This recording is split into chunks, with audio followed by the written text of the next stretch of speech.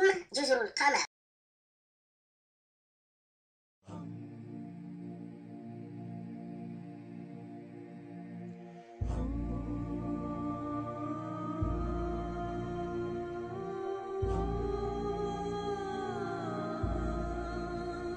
بسم الله الرحمن الرحيم. السلام عليكم ورحمة الله تعالى وبركاته.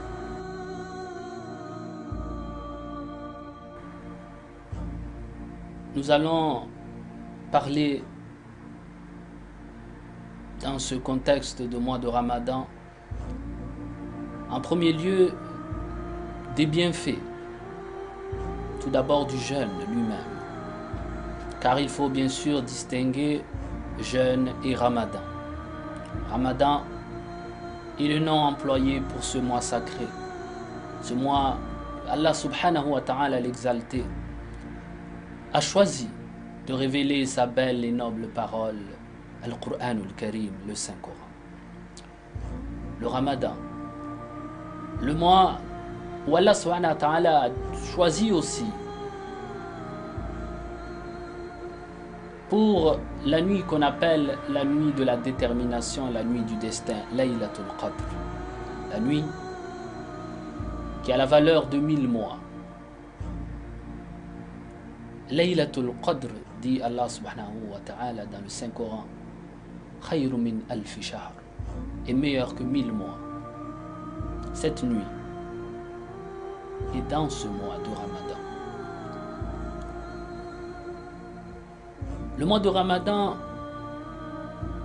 à l'époque du prophète sallallahu alayhi wa sallam, avait un autre symbole aussi, car c'était le mois où il y a eu cette bataille de Badr et que tout le monde connaît la victoire triomphante extraordinaire qu'ont eu les musulmans durant cette guerre.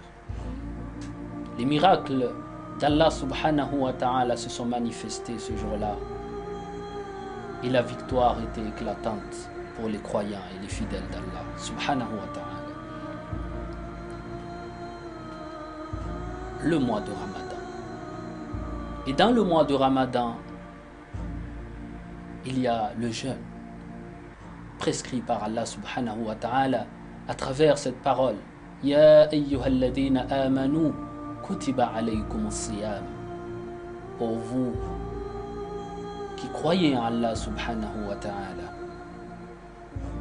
pour vous qui croyez en l'islam, qui croyez au prophète Mohammed sallallahu alayhi wa sallam, qui avait comme prescription le Coran, comme guide Mohammed sallallahu alayhi wa sallam, et comme unique Dieu Allah subhanahu wa ta'ala. Ya ayyuhalladhina amanu, ô vous qui croyez, kutiba alaykum as-siyam, il vous a été prescrit le jeûne du mois de Ramadan, kama kutiba ala alladhina min qablikum, comme il a été prescrit au peuple vous précédent, la'allakum tattaqoun, dans un but unique, dans le but que vous atteigniez la piété, qualité incontournable pour atteindre la gratitude et l'agrément de notre Seigneur. Penchons-nous plus aujourd'hui sur la valeur et surtout les mérites de jeûner. Ils sont énormes et nombreux. Nous allons essayer de citer l'essentiel, Inch'Allah, subhanahu wa ta'ala. Le jeûne, tout d'abord, est une protection. Le prophète sallallahu alayhi wa sallam, de ce conseil, il nous a laissé cette leçon et cette morale que jeûner préserve la jeunesse de beaucoup de choses, notamment en état de jeûneur, donc à jeun, les passions sont moindres, les pulsions aussi, et quelque part on arrive plus facilement à se contenir, à se préserver justement des interdits, notamment le fait de baisser le regard plus facilement, vous savez, en état de jeûne, on a plus la motivation de baisser le regard, car on se dit fatalement, notre jeûne risque d'être non valide. Et de ce fait, on double de précaution et on baisse encore plus facilement le regard pour éviter la tentation, le péché et le danger d'Allah subhanahu wa ta'ala et sa punition. Donc c'est pour cela que le prophète sallallahu alayhi wa sallam nous a prescrit à nous jeunes et conseillé de jeûner si on n'a pas bien sûr les moyens de se marier. Donc à travers cela on a compris que le jeûne aussi est une protection. Il faut savoir que c'est un mérite extraordinaire de jeûner, tellement Allah subhanahu wa ta'ala lui-même en a fait son affaire personnelle. Dans ce hadith Qudusi, où Allah subhanahu wa ta'ala lui-même parle et dit Yatruku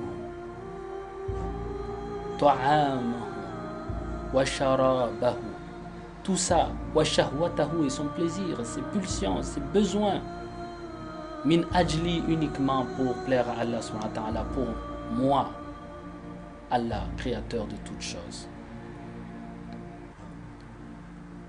As-siyamu li, il rajoute Allah subhanahu wa ta'ala, le jeûne m'appartient. Wa ana ajzi bihi, moi seul en connais les récompenses. Allah réserve donc une récompense particulière pour tous ceux qui jeûnent sincèrement pour lui. Allah qui nous permet d'être parmi ces gens-là, Inch'Allah, subhanahu wa ta'ala. Les récompenses et les mérites de ce jeûne sont très nombreux. On continue à les citer en sachant que le jeûne lui-même nous fait rentrer au paradis. Dans un hadith rapporté par Ahmed, où le prophète sallallahu alayhi wa sallam nous dit que le jeûne ainsi que le Coran intercéderont en notre faveur le jour du jugement. Le jeûne dira: ô mon Seigneur, cette personne a jeûné durant le mois de Ramadan. Il s'est préservé donc de tout ce qui était licite et accessible à lui. Il s'est préservé de ne pas toucher son épouse. Il s'est préservé à cause de moi de ne pas utiliser sa nourriture licite et accessible à lui. Il s'est préservé de regarder ce qui était facile à regarder. Il s'est préservé de prononcer des paroles obscènes et des paroles difficiles, même si la tentation y était, dans un seul but, de plaire, Seigneur du monde et Seigneur de tous les mondes. Allah subhanahu wa ta'ala, permets-moi d'intercéder à sa faveur. Permets-moi d'être son avocat aujourd'hui.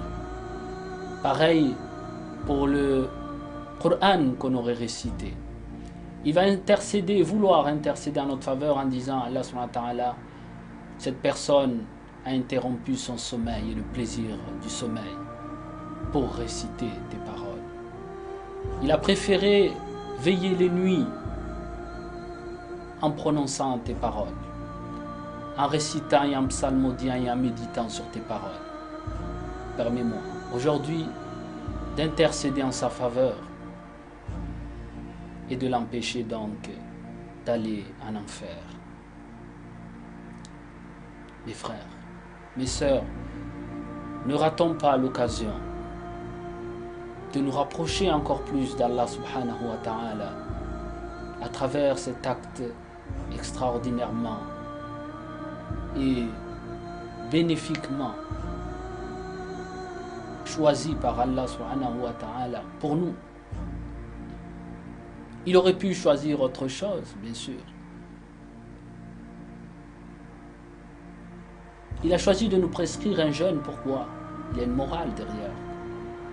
Ça fait partie aussi des mérites de ce mois et du jeûne surtout de Ramadan et le jeûne en général. Le jeûne nous permet aussi d'astreindre et surtout de se préserver des tentations en général. On est plus amène à se contenir devant la tentation, car on est à jeûne, car on a la frayeur de rompre le jeûne. Dans un autre mois, la prière se fait quelquefois avec peut-être difficulté. Combien parmi nous, quand le mois de Ramadan arrive, connaît plus facilement le chemin vers la mosquée? Combien parmi vous et parmi nous reconnaît l'importance du Coran à travers le jeûne et le mois de Ramadan? Combien parmi nous reconnaît ses torts pendant le mois de Ramadan? Combien parmi nous regrette ses faits et gestes? Et combien parmi nous a plus de facilité à se retenir par rapport aux autres mois de l'année, alors qu'il s'agit du même Seigneur qu'on adore? Même si c'est un autre mois, le Seigneur est le même. Ça fait partie aussi de ce côté particulier à ce mois de Ramadan. En voyant le côté positif de la chose, disons que c'est une motivation, ce mois de Ramadan. Profitons ainsi donc de cette belle motivation, de ce jeûne du mois de Ramadan, pour avancer encore plus vers Allah subhanahu wa ta'ala et vers ses principes, et s'éloigner encore plus du châtiment de l'enfer et de ses interdits. Jeûner à deux joies. Deux joies, comme dit le prophète sallallahu alayhi wa sallam, Nisa'im farhatan. La première des joies, c'est au moment de rompre son jeûne, lorsque Allah nous exauce notre doua et accepte notre jeûne. Quelle fierté! Toute une journée d'abstraction pour une récompense sans limite, celle d'Allah subhanahu wa ta'ala. Deuxième joie, le jour où on se retrouvera face à notre Seigneur et qu'il nous appellera un par un pour nous donner individuellement notre récompense. Ce jour-là aussi, Allah nous a réservé une autre surprise, une porte destinée à tous ceux qui jeûnent sincèrement pour lui. Cette porte s'appelle Rayyan, elle s'ouvrira uniquement pour les jeûneurs. Se suivront un derrière l'autre pour accéder au paradis par cette porte. Se fermera plus tard et ne s'ouvrira plus jamais cette porte, une fois que tous les jeûneurs seront rentrés au paradis par cette porte. Le jeûne, il faut savoir aussi que c'est un bouclier contre l'enfer, une protection contre l'enfer. Protection directement et indirectement. Protection directe, le prophète sallallahu alayhi wa sallam lui-même a dit: As-sawmu junnatun minan nar. Le jeûne est un bouclier contre l'enfer. Kajunnati ahadikum min al-qital. Comme le bouclier de l'un d'entre vous au combat, lorsqu'il se bat et qu'il veut se protéger contre son ennemi. Man sama yawman fi sabilillah zahzaha Allah wajhahu min an-nar 70 harifa, ou kama qala Rasul sallallahu alayhi wa sallam. Dans un autre hadith, le prophète sallallahu alayhi wa sallam aussi nous dit que jeûner un jour pour Allah subhanahu wa ta'ala nous éloigne du feu de l'enfer de la distance parcourue pendant 70 années. Un jour de jeûne équivaut à 70 années de marche, de distance, d'éloignement au feu de l'enfer. Donc, clairement, le jeûne nous éloigne du feu de l'enfer et nous protège du feu de l'enfer. Et indirectement, à travers notre jeûne, on se préserve plus facilement des interdits. On accepte plus facilement les interdits. On se limite facilement des péchés. Donc, le jeûne aussi, indirectement, est une protection contre l'enfer. Sachez que quand on se rapproche du paradis, automatiquement, on s'éloigne de l'enfer. Et le jeûne fait partie des actes qui nous rapprochent encore plus du paradis et qui nous éloignent du feu de l'enfer. Jeûner il faut savoir que ce n'est pas que le mois de Ramadan. Jeûner, c'est toute l'année, mes frères et sœurs. Le prophète sallallahu alayhi wa sallam s'est imposé de jeûner les jeudis et les lundis. Et c'était le meilleur parmi nous. Où en sommes-nous face à notre adoration? Sommes-nous comme lui? Avons-nous ses mérites? Non. Mais le prophète sallallahu alayhi wa sallam ne se contentait pas d'avoir ce titre. Il ne se contentait pas d'être la meilleure des créatures. Le prophète sallallahu alayhi wa sallam multipliait ses invocations, ses pardons. Le prophète sallallahu alayhi wa sallam, justement, il jeûnait tous les lundis et les jeudis. Et il jeûnait d'autres jours essentiels dans le mois. Il nous a même dit que le prophète Daoud alayhi salam avait le meilleur des jeûnes. Il jeûnait un jour sur deux durant toute sa vie.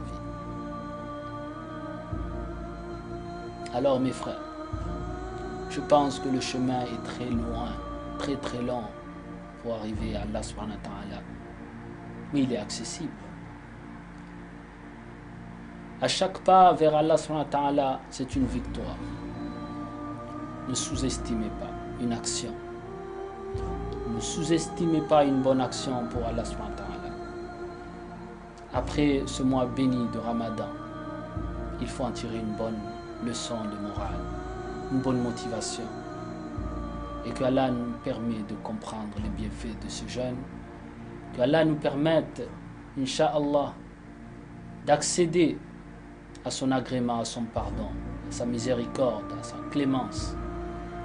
Qu'Allah nous pardonne nos péchés, ainsi qu'à ceux de nos parents, à nos proches et à tous ceux que nous aimons sincèrement pour lui.